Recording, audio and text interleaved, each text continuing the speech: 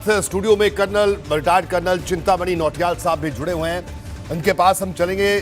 Colonel साहब, आपसे जानना चाहेंगे, अभी जो तस्वीरें सीधे पालम हवाई अड्डे से तस्वीरें दिखा रही हैं, अगर जो आर्मी का प्रोटोकॉल रहता है या तमाम चीजें रहती हैं, तो इसके बाद अभी इसके बाद और क्या यहाँ पर जो रिचुअल्स हैं, आर्मी के रिचुअल्स हैं, उनके लिहाज से अभी क्या होना बाकी है? अभी यहाँ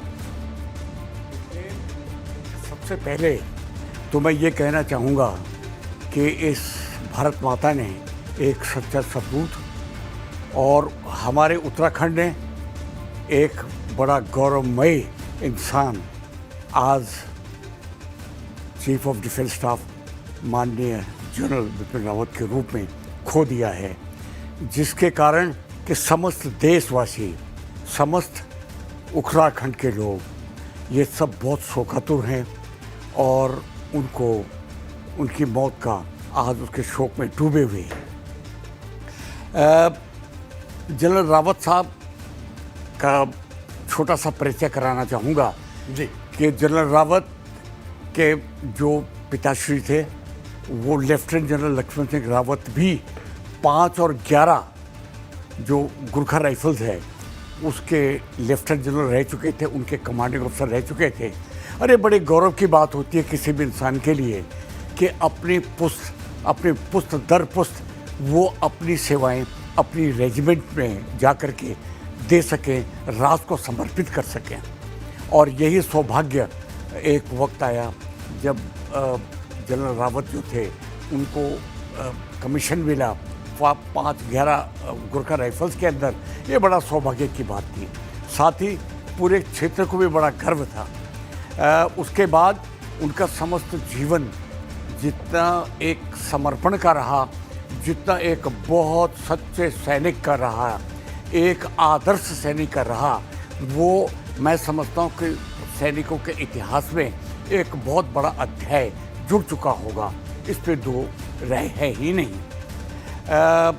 आज जो कल उनका दुर्भाग्य से जो ये हेलीकॉप्टर क्रैश हुआ कुन्नूर के अंदर, उनके साथ उनकी जो धर्मपत्नी थी मधुमिका रावत, वो भी शहीद हो गई।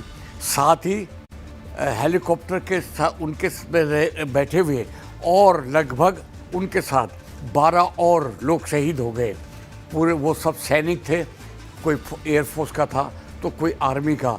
ये बड़ा एक दुखद और बहुत बड़ा एक मैं समझता हूँ कि सदमा है पूरे देश के लिए, पूरी फौज के लिए और ख़ासकर उत्तराखंड के लिए। अभी उनका पार्थिव शरीर आ रहा है, एयरपोर्ट पे पहुंच चुका है लगभग, और तकरीबन प्रोटोकॉल के मुताबिक जितने भी हमारे राष्ट्र के डिग्निटरीज हैं, जिन्होंने कि उनके साथ काम किया, जिन्होंने कि उनकी योग्यता को पहचाना और उनको एक सशक्त सैनिक मानते हुए, एक बहुत काबिल और बड़े योग्य एक सैनिक मानते हुए इस ओहदे तक पहुंचाया चीफ ऑफ डिफेंस स्टाफ, जो कि पहला एक अपॉइंटमेंट चुना गया जिसमें उनको नियुक्ति की गई। वो सब आज श्रद्धांजलि देंगे।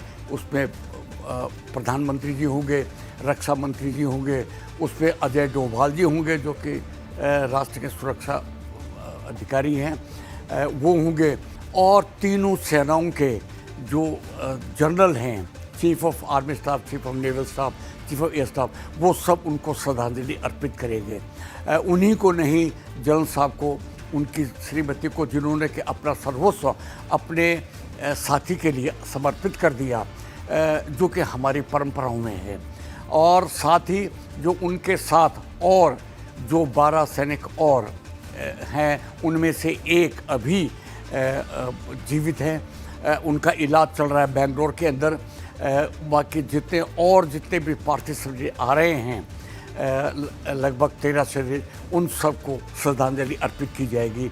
समस्त राष्ट्र की ओर से प्रधानमंत्री जी, आपके रक्षा मंत्री जी, उसके बाद अजीत डोभाल जी, ये सब उनको श्रद्धांजलि अर्पित करेंगे। भावभीनी विदाई का वक्त तो कल आएगा, मुझे पूरा वो है, किंतु अपने अरमानों का, अपने भावनाओं का जो आज वो समर्पित करेंगे उनके प्रति एक वो अभी आप देख सकते हैं। ये आज का प्रोग्राम इस प्रकार से होगा। रहा जनरल साहब के पूरे जीवन का प्रश्न, तो मैं ये कहना चाहूँगा कि उन्होंने एक जब कैडेट थे IMA इंडियन मिलिट्री एकेडमी जो देहरादून में है, उससे तो वहाँ स्वॉर्ड ऑफ ऑनर लिया, जो बड़े एक सम्मान की बात होती है किसी भी फौजी के लिए, वो उन्होंने प्राप्त किया। उसके बाद डिफेंस सर्विसेज स्टाफ कॉलेज, जो कि एक बड़ा प्रेस्टिजियस एक परीक्षा होती है फौजियों की, उसमें उन्होंने उसको पास किया। उसके बाद उसका 1 साल का कोर्स किया। उसके बाद आगे चलते हुए उन्होंने एक बहुत बड़ी उपलब्धि जो उनके नाम की थी वो ये थी कि USA में जाके जनरल स्टाफ कोर्स अमेरिका में जाकर के उन्होंने वो भी किया। साथ में वो अलग अलग पदों पे रहे, लेफ्टिनेंट जनरल, मेजर जनरल के पदों पे रहे, और फिर 2016 में उनको chief of the army staff के पद से नवाजा गया, जो बड़े सम्मान और बड़े गौरव की बात होती है। एक बहुत बड़ी उपलब्धि सैनिक के जीवन की होती है, वो उनको मिली। उसके बाद जब प्रश्न आया कि साहब चीफ ऑफ डिफेंस स्टाफ किसको बनाया जाए, एक नया एक पद था, एक नई नियुक्ति थी, उसमें उसके चुनाव के लिए बहुत सतर्कता की आवश्यकता थी।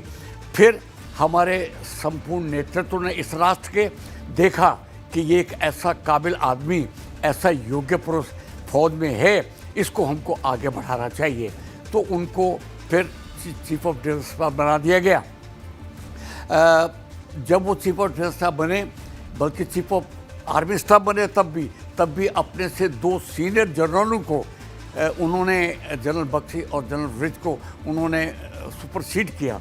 उसके बाद चीफ ऑफ डिफेंस स्टाफ बने, तो उसके बाद जो उनका कार्यकाल रहा, पूरा विश्व की आंखें जनरल रावत के ऊपर लगी होती थी। खासकर चीन और पाकिस्तान जैसे हमारे जो पड़ोसी मुल्क हैं, इनकी आंखों में जनरल रावत एक किरकिरी बने रहते थे।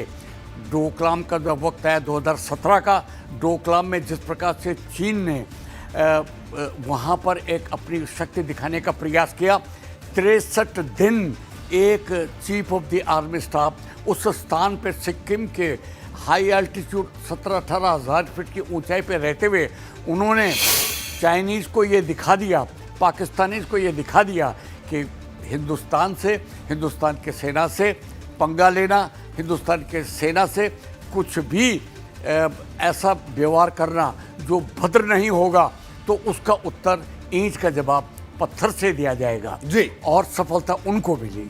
बिल्कुल बिल्कुल कर्नल साहब, आप लगातार आपने बताया कि किस तरह के वो पराक्रमी योद्धा थे, और आप ये तस्वीरें सीधे आप पालम एयरपोर्ट की तस्वीरें देख सकते हैं कि किस तरह से जो